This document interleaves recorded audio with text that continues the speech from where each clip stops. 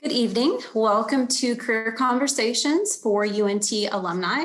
I am Amy Hicks. I am a career coach in the UNT Career Center. Thank you so much for being with us.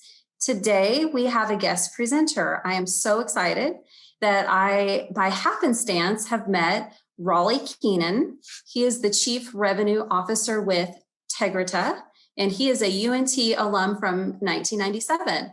And he has a really interesting career story, career path, and a lot of knowledge and enthusiasm that I think is very interesting and we can all benefit from sharing our stories.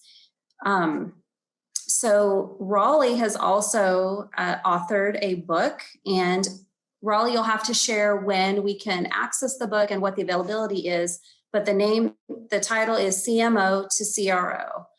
So at this time, I'm going to just kick it over to Raleigh. He has some slides for us and going to share some things. And then back at the end, we'll talk about different ways that we can go from there and things that we can help you with at the UNT Career Center. Awesome. Thank you. Hi, everybody. What I'll do, let me share my screen here. Presentation is hopefully will give you kind of a basis to ask questions, a little bit about me and a little bit about what I think, about your careers and, how you might go about it. And I've got my own experiences and hopefully it gives you some context. Although I think most of the value I could add will probably be after I finish, but I'll kind of let you get to know me a little bit so that it gives you kind of maybe some new things to ask you might not have thought of before. As Amy said, I graduated in 97. I was an RA at Bruce Hall. A lot of stories from that, which would require other presentations. Can't get into that, but had a lot of fun. I played volleyball at North Texas. Really great years for me. And I'm now the Chief Revenue Officer at Tegrita. This picture kind of looks like me, but as I was telling Amy, it was an accident. We just bought these graphics and they kind of, for our company to use in presentations, and they just kind of look like me. So now I use them all the time when I present. So let me tell you, when I see over the years, I'm kidding, I'm older now, but over the years you get advice from people.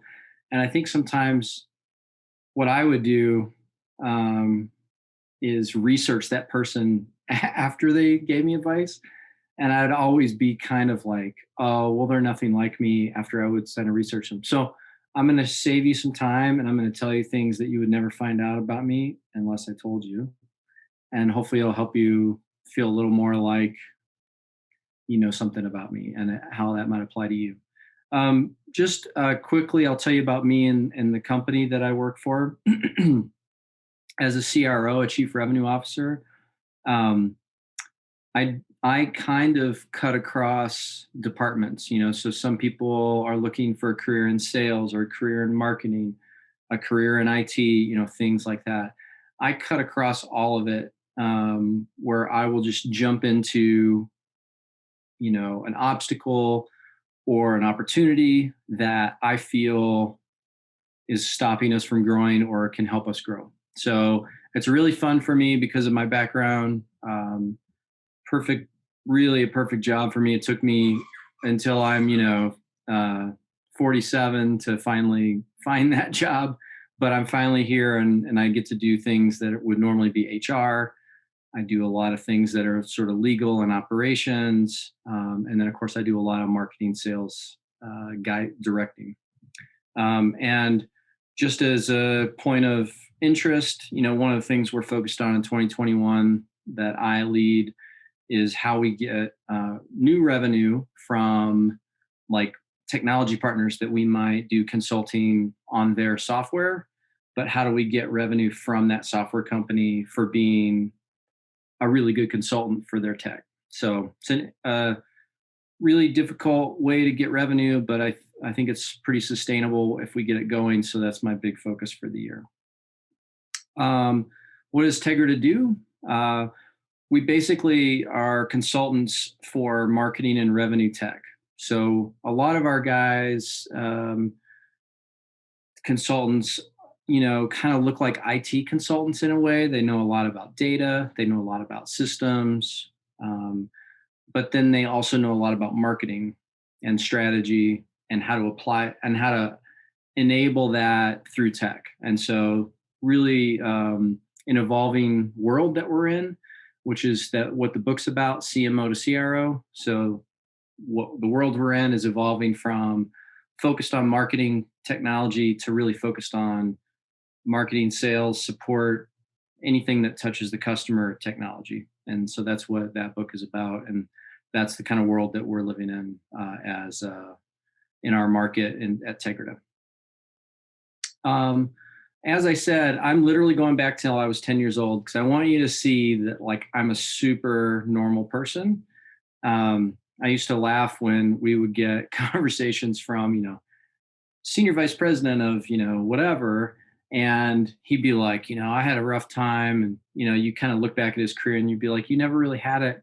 You never really had it rough. I could see your career progression. So I'm going to show you kind of like my normal life as I see it. And that'll help you, I think, kind of lay a foundation and like questions you might have for me. So I also think that people are not transparent about how much money they make.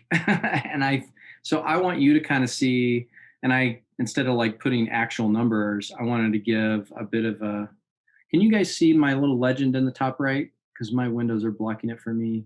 Can you guys see it? Okay. So I just wanted to give an idea of like, of course, when I'm younger, I'm surviving because I have parents that pay for everything. But once I'm 18 and off to college, things to take a turn for being poor. So, I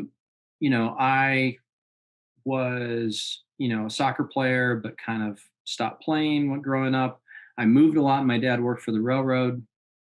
I am a Motley Crue fan from way back. So that's when I discovered Motley Crue, and of course breakdancing, which I thought I was good at. I was not. I also was kind of entrepreneurial. So the movie theater across the street, I made a deal with one of the employees there that if they gave me $1, I would clean the whole theater for them, and that gave me 4 quarters for the video game next door. So I enjoyed that, and I also would like ride around on my bike around town all day long and collect cans, put them in this big machine next to the grocery store that gave me more quarters. So that was I was kind of doing that early on, sort of self-reliance, I guess, because my dad was working 2 jobs at the time and all that. So I started working almost full time when I was 14. I was a lifeguard. I was a big skateboarder. I bought my first car when I was 14. It just sat there. I only drove it out illegally once, believe it or not.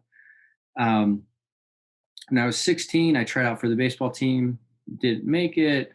I worked at a grocery store. I was still skateboarding. And at that time, it was sort of waning because now I had a car. When I was 18, I made the varsity soccer team. I hadn't played since I was 10. And we won the championship. And so I sort of was getting myself back into kind of formal sports. And when I went to UNT, I graduated with kinesiology degree because I was going to be a college volleyball coach, was going to be my thing. So I was playing soccer, but right around 18 is when I sort of switched to volleyball. I did play right as I left North Texas. I did play at kind of the highest level you can play without being a pro. I played in the U.S. Open, which was in Dallas that year. That's kind of why I played, because I sort of hopped on a team due to that.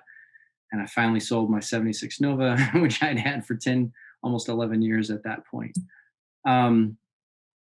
So one of the more, now getting into more career stuff, I went to the U.S. Olympic volleyball teams as my first job. And I'll talk a couple of details about that later on. But that was kind of a short-lived thing. I thought that's what I was going to do, but I switched right away when I was 25 to go into sales. And at the time, I had no intention of being in sales. I just did it. because it looked like a good company and they said, you want to be in sales? And I'm like, sure. So it's a little bit of accident. I love technology. That was not an accident.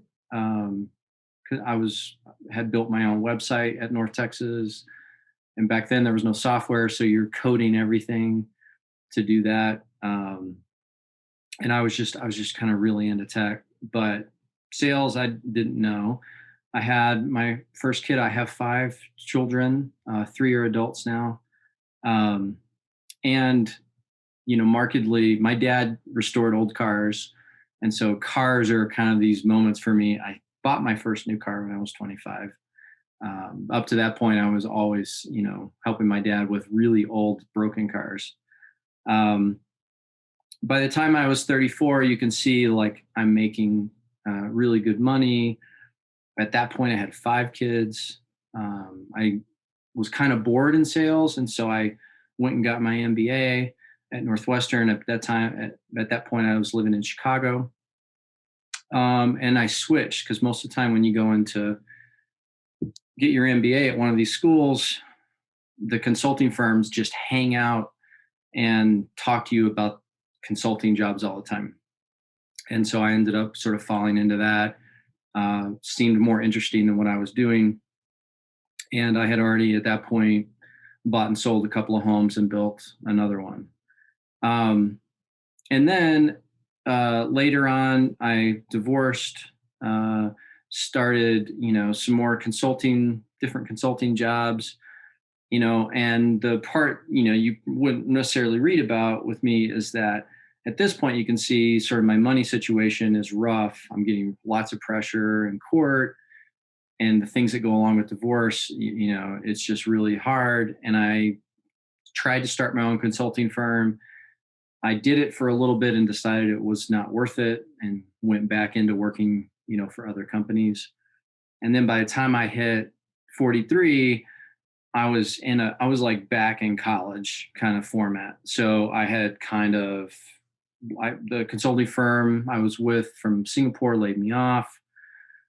I applied to 900 jobs. I counted because I couldn't believe how hard it was to get, an interview. Um, and in the end, it was really just a friend gave me gave me a job, and it was, seems like it was yesterday, and it was only 4 years ago, but it seems like so recently. Really wake up call in terms of, how lucky I had been, and how hard I was going to have to work to kind of get it back. Um, Almost 3 years ago, because I'll be 48 this year, um, is when I started at Tegrita. And, even now, some of the legal pressure I face is at the highest it's ever been. But more can weather that storm when, you have a good job and, that kind of stuff's going well. I have a home in Illinois and Colorado. And like I said before, I finally feel like I'm in my groove. I'm doing exactly what I'm good at and not a lot of things that I'm bad at. Just a few things about what I learned. Um, I think it was good kind of hindsight 2020 that I was trying some things early. I didn't know if I would be good at sales, and I was. But before that, I started the Olympic teams and hated that job, even though it was in a sport that I was really in love with. Um, and then I got my MBA and I switched again. And I think there were a lot of people talking in my ear. People who were close to me saying that I was making a mistake. I shouldn't switch. I could just keep moving up in the company I was in and have it great.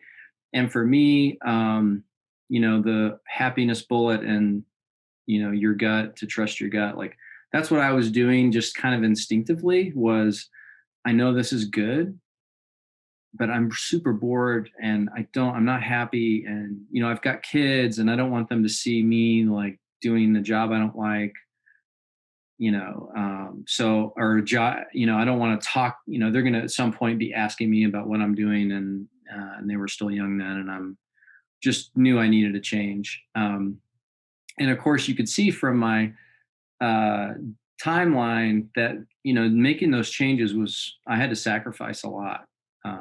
Definitely easier to just stay in jobs that may not fit you because you can get rewarded for just kind of slowly ratcheting up, getting promoted and that sort of thing. And if you do want to make career changes because you think there's something else you should be doing, I don't think it's I think it's something that the sacrifice that you have to make is something you should think about. I think it was totally worth it, but I could tell you about some of those days and weeks and months that were very, very difficult.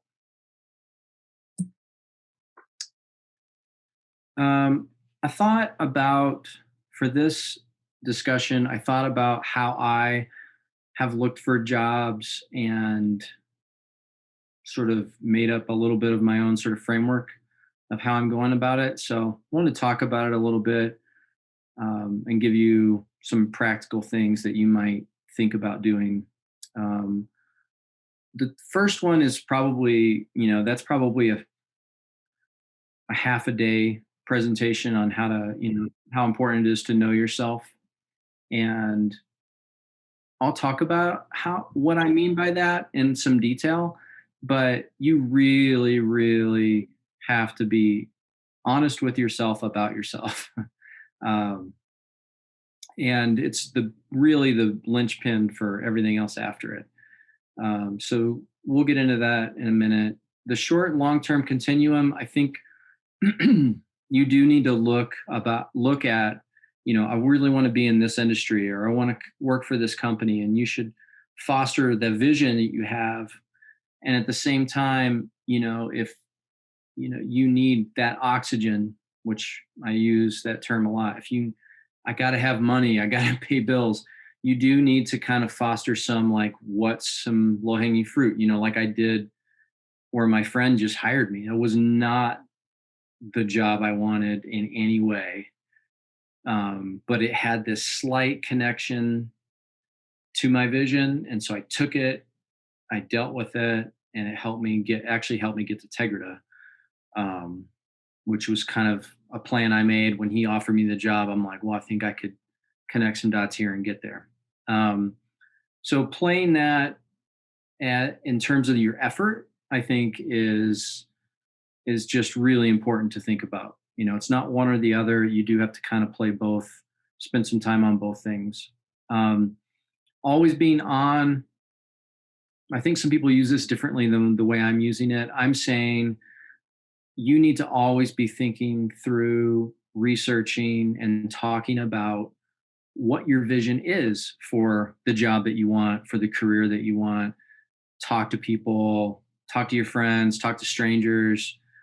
I hate the word network. Like, if you're meeting people, at an event or a conference, or, like, try it out, share where you're going and just see. And I can tell you that it's a little bit of a um, conflicting feedback that you're going to get. You're going to get a lot of people thinking that your idea is wrong and it's not going to work or whatever. And that doesn't mean you should stop. But at the same time, some of that feedback that you get can help you uh, hone in a little better on what your vision is. And it will also give you an opportunity um, to think about how you talk about it, how that lands with other people. And so it's really good to just always be talking about it. Don't keep it to yourself. And then cognitive repair. I can see almost everybody, if I kind of move around. Raise your hand if you have any idea what cognitive repair is. Okay. So ultimately, it's how do you relieve some of the stress that's going on when you're looking for a job, which is one of the most stressful things that there is, or looking to switch your job or whatever. So, how do you give yourself some repair in the background? Because if you are desperate, like truly desperate, like I need money, I need a job, after a certain period of time, it'll leak into how you talk and how you present yourself. And so I think there's a healthy uh, element of cognitive repair you need to be doing all the time so that you never dip into that and then start coming off to, in interviews or with people that you're talking to in the industry or whatever. You don't want to come off in a way that's going to happen if that stress gets to you over time.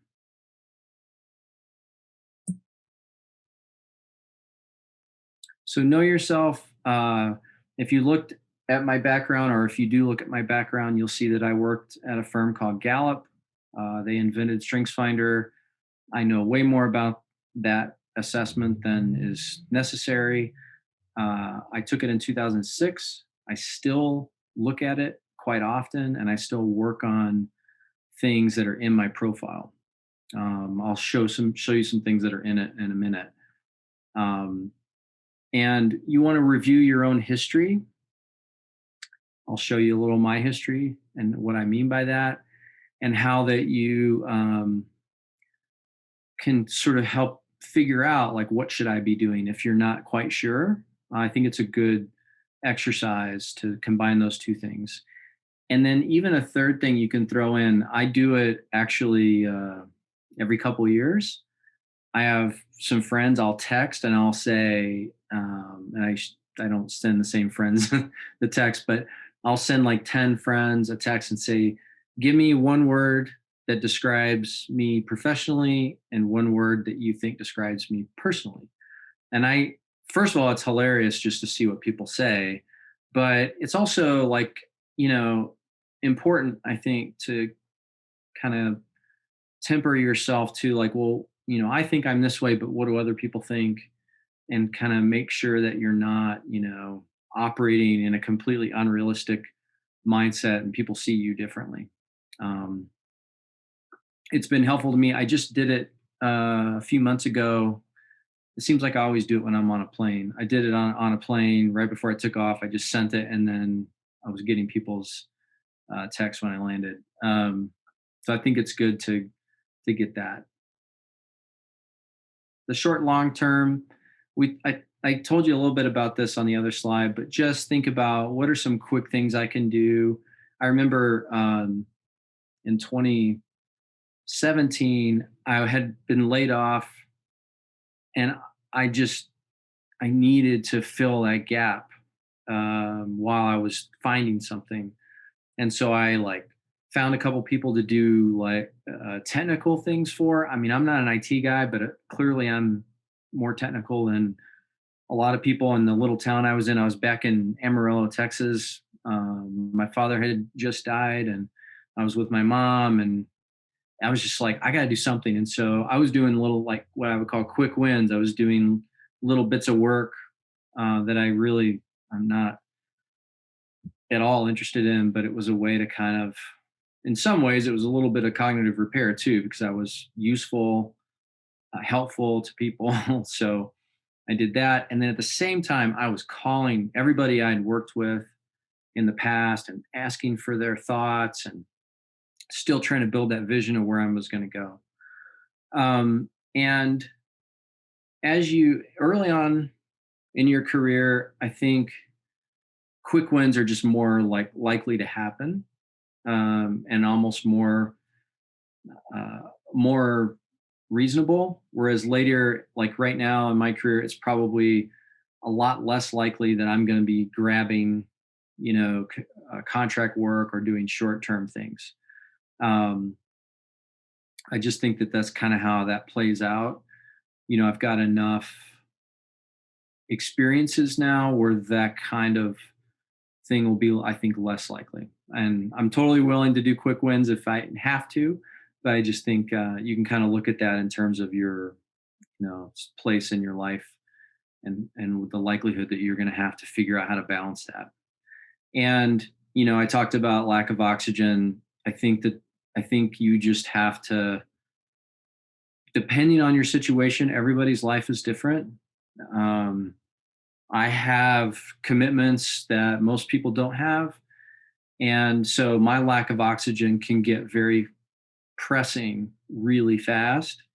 And so I have to pay attention to that continuum more than most. And I talked about this a little bit too. I tell you a story here instead of just reading my bullets. The job that I currently have, I know exactly how I got the job retrospectively because I had taken the job from my friend, and I knew I'd be talking to in that job. I knew I would be talking to all the firms I wanted to work for. Integrita was one of them.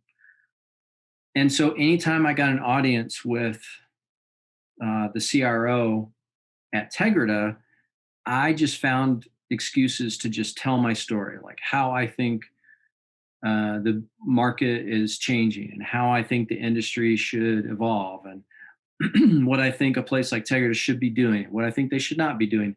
And I just took every chance I got. I was always on, just talked about it. And I got a call one day and from that CRO saying, "Hey, I just want to let you know I'm resigning from Tegrita."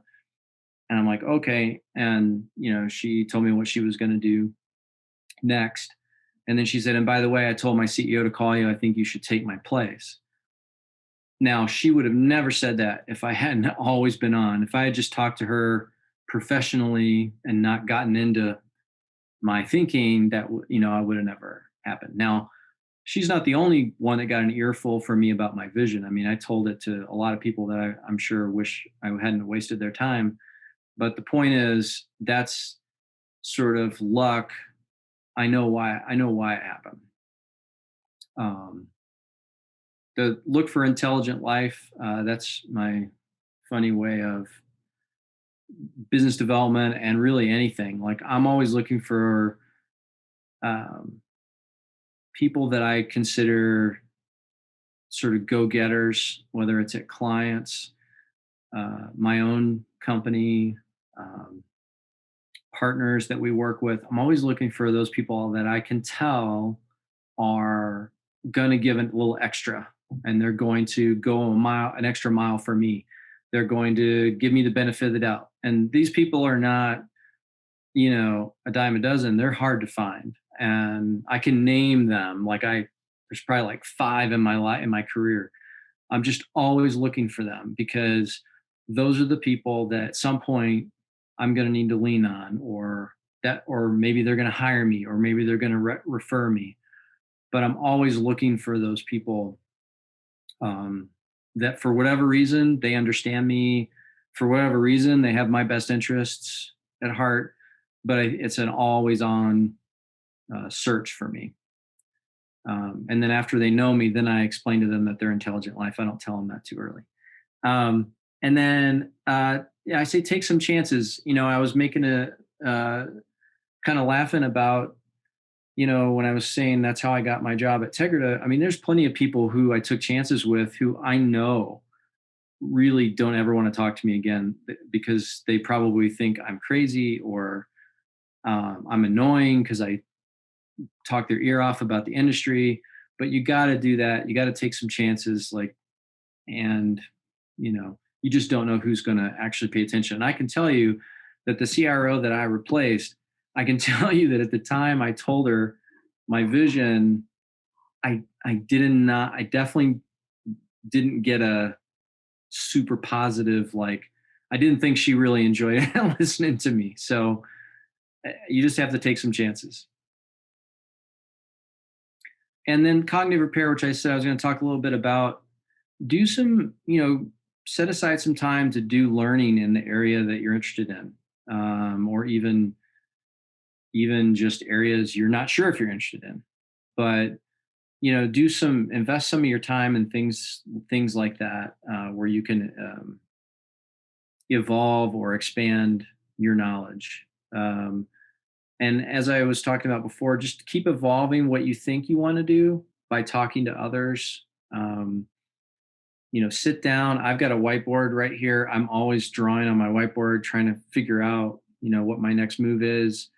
So, I'll take the time to do that and not be 100% in a search mode. Give yourself some, give yourself a break, and look for people who are positive and encouraging. I can't, that's a big one, probably bigger, it probably deserves its own page. Um, People that are telling you to settle or for something, or tell you you're crazy or whatever, that's going to happen. But if you've got some, people around you somewhere, friends, family, colleagues, that just have a positive and encouraging personality, that's important when you're in a stressful sort of, I'm going to switch careers, or I need a new job, or I need a job. It's super stressful. So you need to find that. So I said I was going to tell you a little bit about me in terms of my recommendation that you should really know yourself. So I'm going to talk about like what's on my talent profile. So what science says how my brain works. And then I'm also going to show you what's actually happened in my life.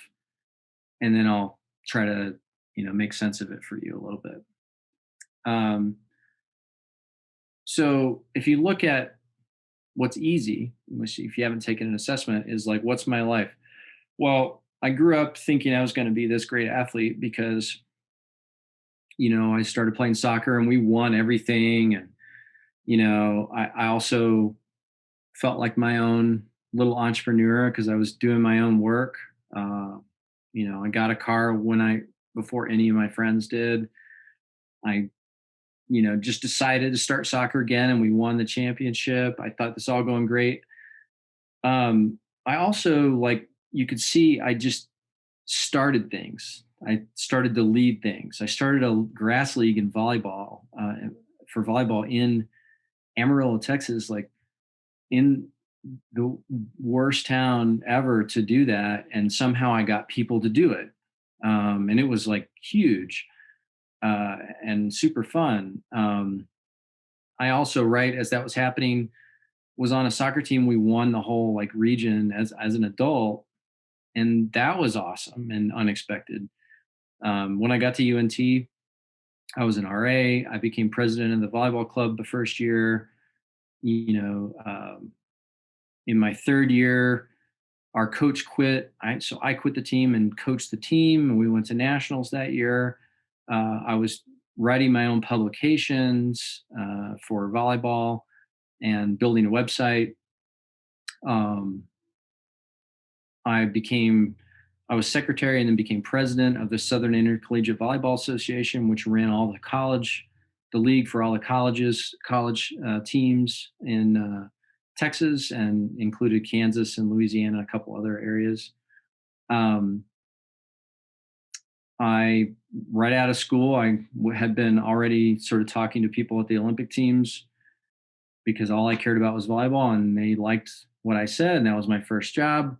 And then when I switched to tech, I had the largest deal ever in the company when I was there. My first consulting job, I had the largest consulting contract, and then I got my Kellogg MBA. So there's like some pattern here of like me as just a person, just that's my endeavor, is to like go lead something, be in charge of something, no matter how small, even if I'm in charge of picking up cans, to get some quarters for Donkey Kong. So that's kind of like my history of me. Now, if you look at what in 2006, when I took a talent profile, it lays out if you've ever taken StrengthsFinder, it lays out your top 5 strengths, but it also gives you a paragraph about you that combines everything about you into that one strength. So they're somewhat unique. Like there's only 1 in 4 million people that have my talent profile. And one of the exercises in that assessment is pull out the sentences that are that sort of light up your eyes, that make you go, that's me. And so what I've done is I've put those up here for you. This is me in a nutshell. Launching new ventures thrills me. Tackling impossible goals and energizes me. I won't read them, but this is ultimately when I take this kind of sort of science about how I think and combine it with like where have I been. To me, it points to a, a bit of a conflicting problem for me. Like I'm really strong at leading things, but I'm also like not interested in things that are easy. Um, and I'm also not like super malleable in a meeting. So like if I don't agree with something, I just tell everybody. And so I'm not real good at like you can just see, I mean, you can see in my LinkedIn, like I didn't like stay in a company and just move up. Like, a short way to say that is people don't like me in a lot of situations because I don't just kind of play along. So that's what my life kind of looks like in just retrospect. But also, if you just look at this talent profile, um, I think it brings some of that, into more of a bright light. Um, this is kind of it. I just put this back on here just to reiterate that this is kind of how I think about things, and obviously the know yourself, like I said, is super important and super, um, I'd say, difficult. I don't think a vast majority of people I've met are super honest with themselves about themselves. But I think the closer you can get to that, the better you're going to be in terms of finding work that you like and work that you're good at. Um, just real quick, Amy brought up about the book. RevenueTakeover.com is basically the page where you can find when the book's supposed to be released in February, but because I took so long um, with the graphics, it's part of my talent profile is that I maximize everything. So when people keep showing me graphics, I keep saying I don't like this. So I finished it today. So I think probably February or March it'll launch. But if you go to revenuetakeover.com, if you're interested in marketing, sales, that world, or even tech, I think it's a good book to read. One more thing, the book I wrote it along with my CTO and my COO. So it's a really cool book in the sense that it's not just my take on things. We're coming at it from three angles: from an operational, a technology, and then also kind of a revenue, sales, marketing perspective. So I think it makes for a really sort of holistic view of what we see changing.